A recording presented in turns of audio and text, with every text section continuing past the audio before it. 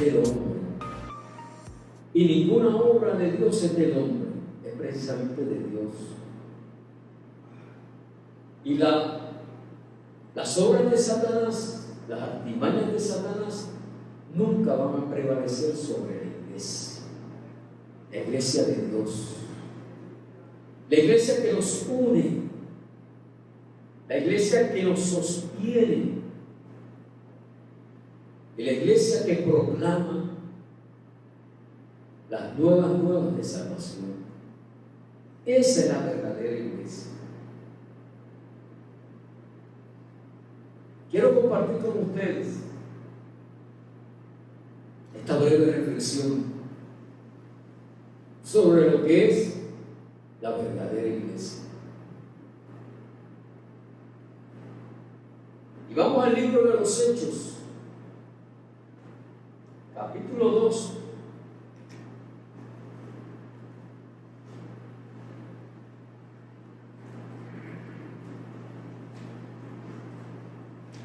Vamos a leer el verso 44 al 47.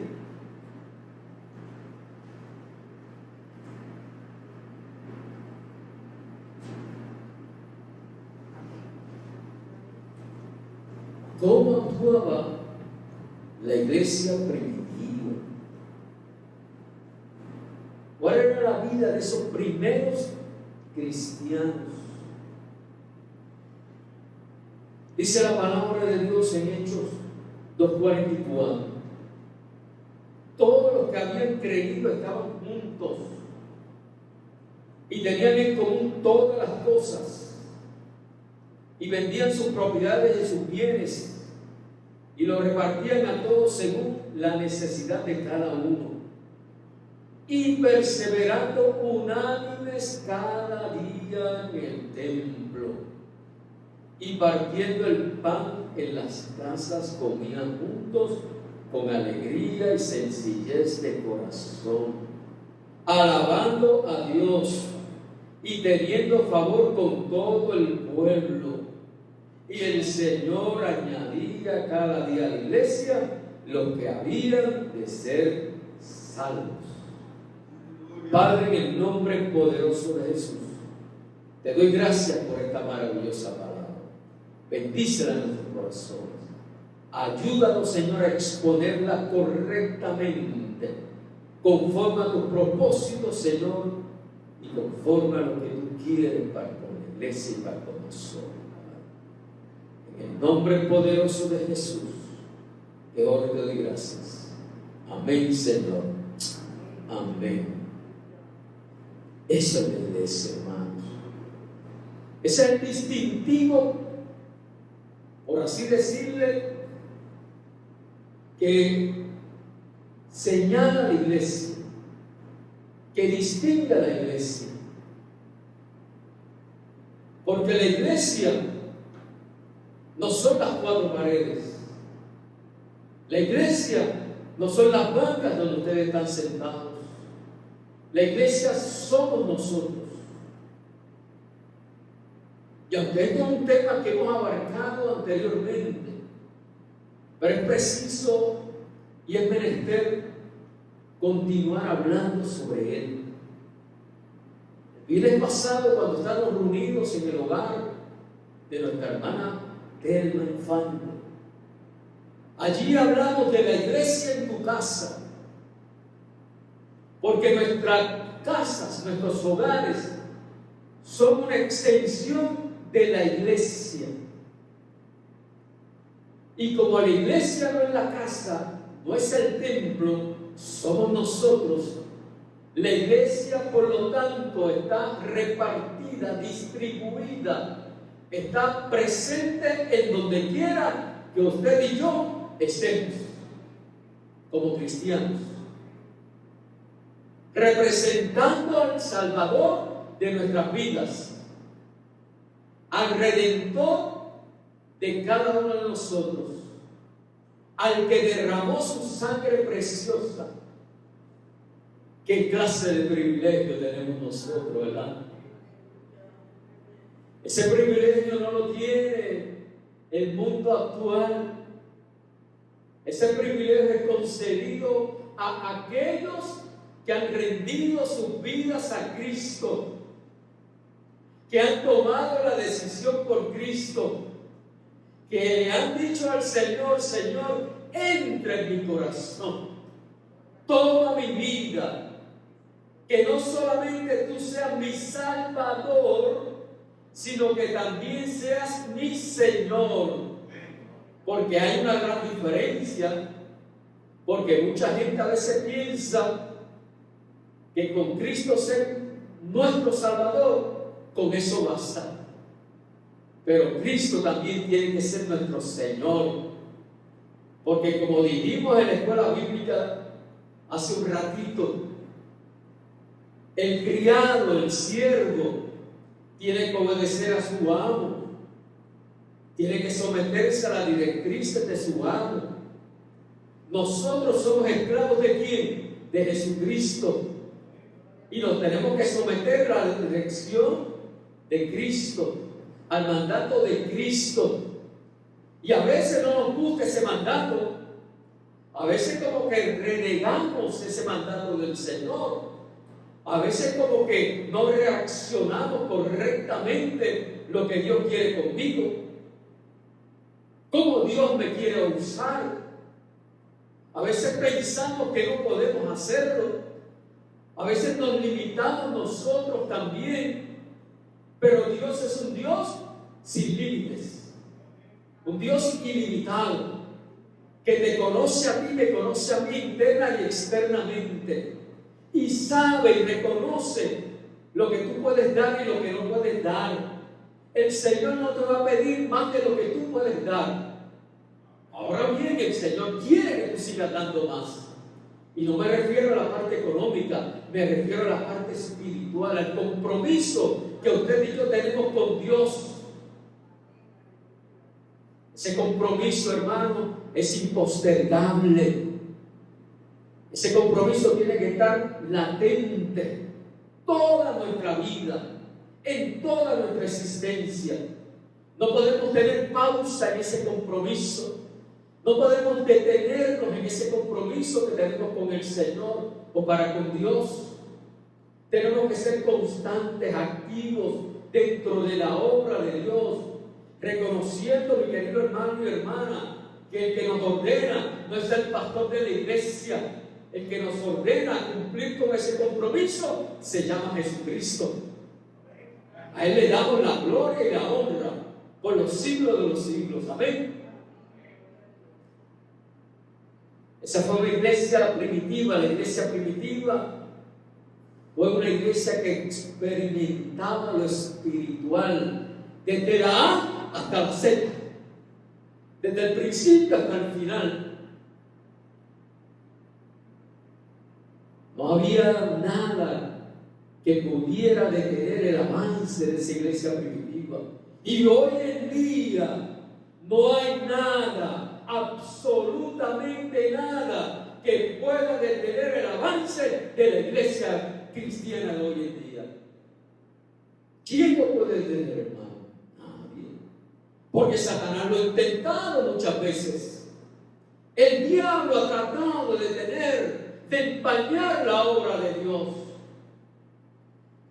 El diablo maneja las cosas con tanta astucia, con tanta sutileza, que a veces ni nosotros mismos nos damos cuenta que podemos ser instrumentos o que estamos siendo instrumentos del mismo Satanás.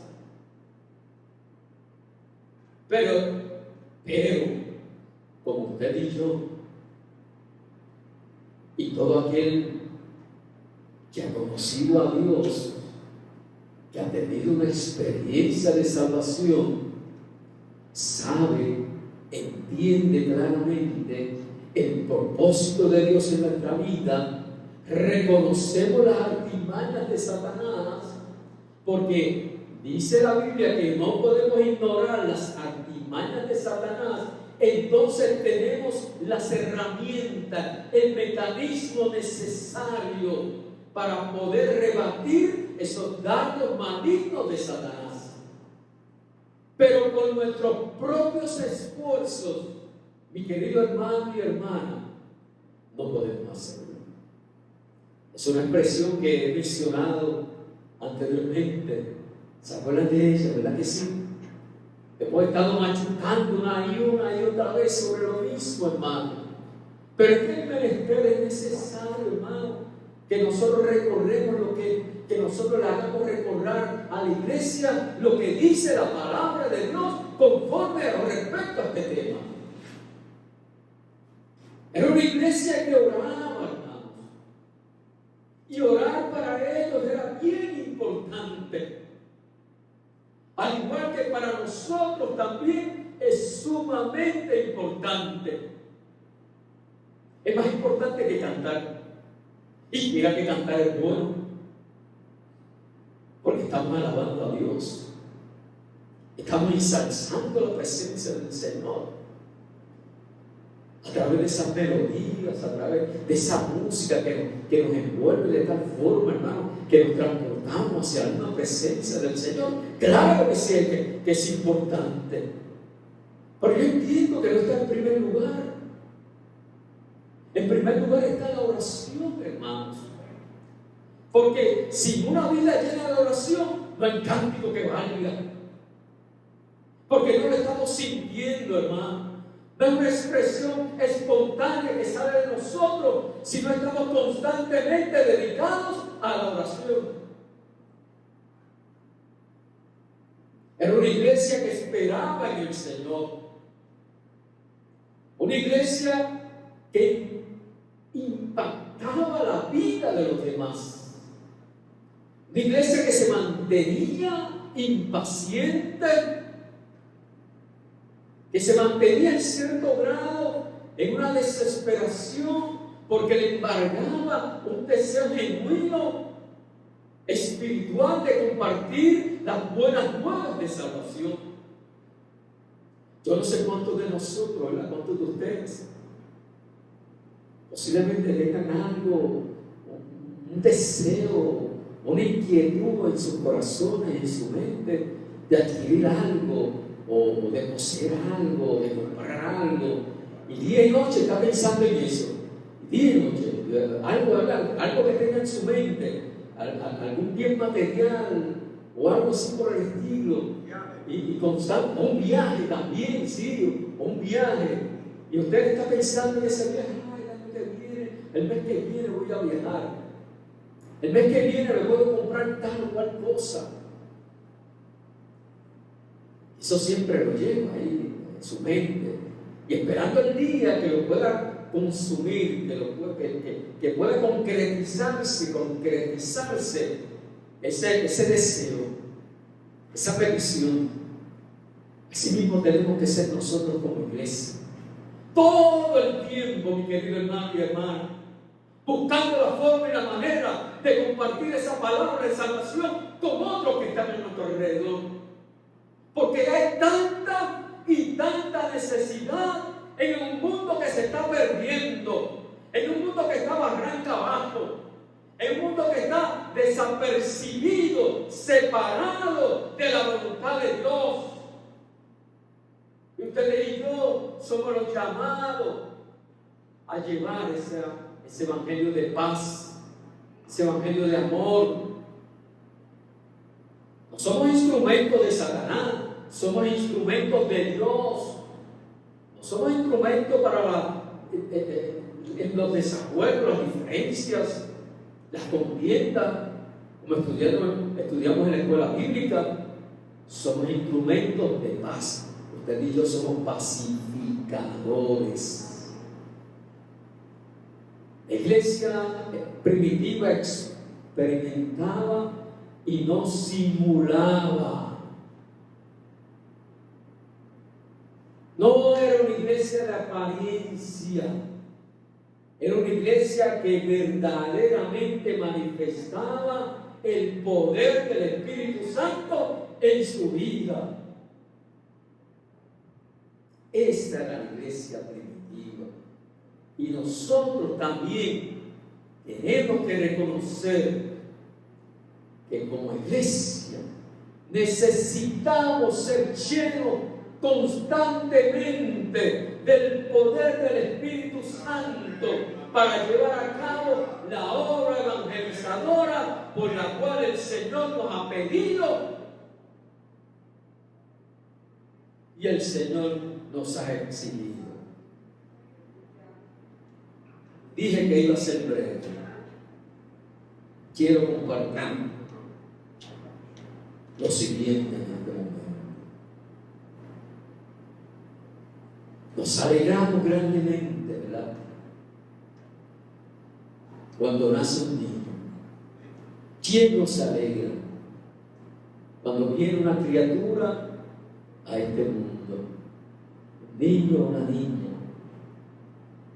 Nos alegramos grandemente, mi querido hermano y hermana, cuando una pareja de jóvenes se une en una relación matrimonial. Nos alegramos grandemente cuando presentamos a un niño o a una niña aquí al Señor.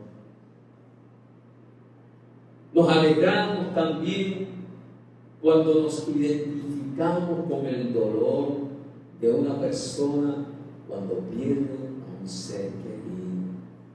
Sí, y que nos alegramos porque esa es el deber y la responsabilidad nuestra. Hace poco estaba hablando con una persona que me decía que había sido usada por el Señor para una situación en particular y que eso le había creado una satisfacción enorme. Y la persona me decía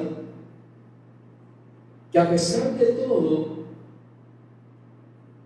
esa persona sabía que no venía, eso que hizo, no venía propiamente de ella, sino que había sido iluminada o iluminado por Dios para llevar a cabo esa tarea. Y yo le dije a esa persona, pues mira, comparto grandemente tu satisfacción, tu regocijo, tu alegría, el gozo que tú sientes en esa obra que hiciste, porque eso es lo que Dios requiere de nosotros. Que hagamos bien sin mirar a quién.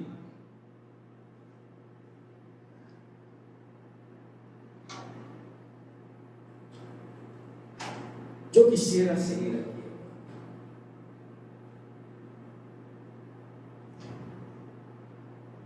Pero mis palabras finales son las siguientes.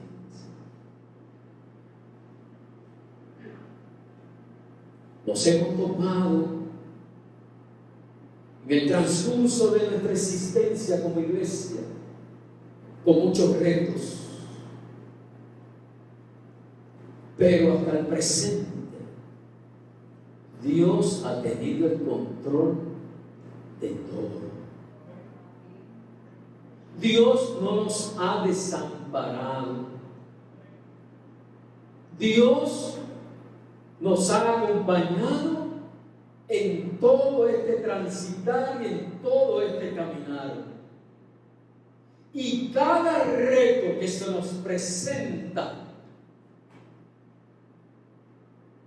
es índice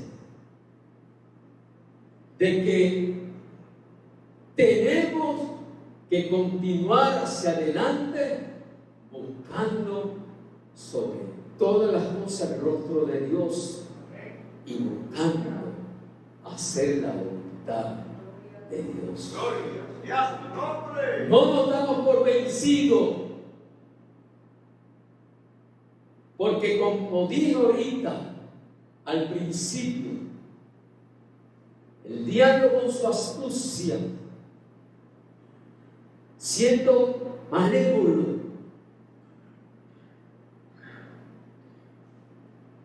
está tratando de incursionar y de socavar los cimientos de la iglesia, no responsabilizando a nadie en particular, porque son artimañas de Satanás. Pero, como más poderoso es el que está en nosotros que el que está en el mundo, en el nombre poderoso de Jesús, en ese nombre de Jesús, nosotros como iglesia, nosotros como institución, nosotros como hijos e hijas de Dios, nosotros como siervos y siervas de Dios, le decimos a Satanás que tú no tienes parte ni suerte en nosotros mismos, y en el nombre poderoso de Jesús, la iglesia se habrá de levantar, la iglesia seguirá su camino, la iglesia seguirá predicando el evangelio, la iglesia seguirá haciendo su parte, la que le corresponde, y nada ni nadie nos podrá separar del amor de Dios que es en Cristo Jesús, Señor nuestro. Amén. Esa es la verdadera iglesia. Ese es el llamado que el Señor nos ha hecho. Ese llamado le corresponde a usted asumirlo y a mí también. Pero cuando nosotros asumimos ese llamado correctamente, entonces sí, que la manifestación del Espíritu Santo va a ser gloriosa. Y la gloria postrera de este lugar será mejor que la primera. Padre, en el nombre poderoso de Jesús, te alabamos, te glorificamos, Señor. Y te damos gracias por todo y todo, Padre. Tú tienes control de todo, Padre. Tú sabes lo que tú haces, Señor. Podemos estar angustiados, Señor, pero no atribulados. Podemos estar derribados, pero no destruidos, porque tú permaneces en nosotros. Y tú eres el dueño de la iglesia, tú eres el dueño de la obra, y por lo tanto a ti te respondemos, Padre. A ti clamamos, Señor. A ti acudimos, Padre, porque tú eres nuestro amparo, tú eres nuestro auxilio en las tribulaciones.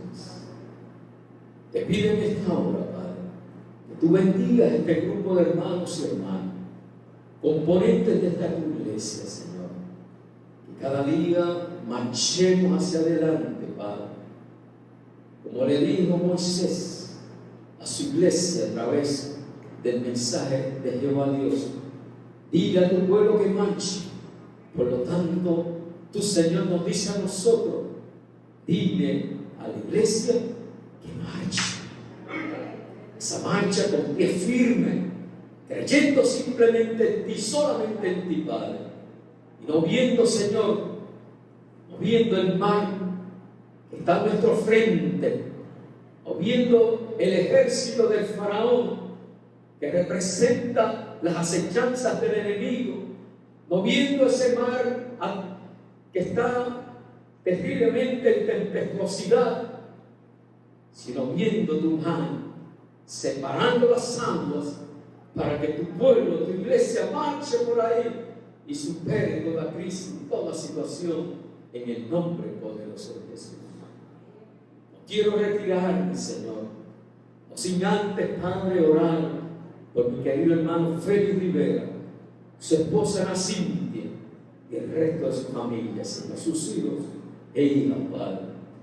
Una vez más te pedimos por él y por ellos, Señor, que la gracia tuya llene en toda capacidad el corazón de todos los componentes de este hogar, Señor. Y que ellos puedan seguir hacia adelante buscando, Señor, la presencia de Jesucristo en sus vidas. Y que nada ni nadie los separe del amor de Dios que en Cristo Jesús, Señor. A ti oramos, Señor. A ti te damos gracias. En el nombre poderoso de Jesús. Amén, Señor. Amén. Dios le bendiga, Dios le cuide, hermano. En el nombre de Jesús. Denle un fuerte aplauso al Señor. Gloria a Dios.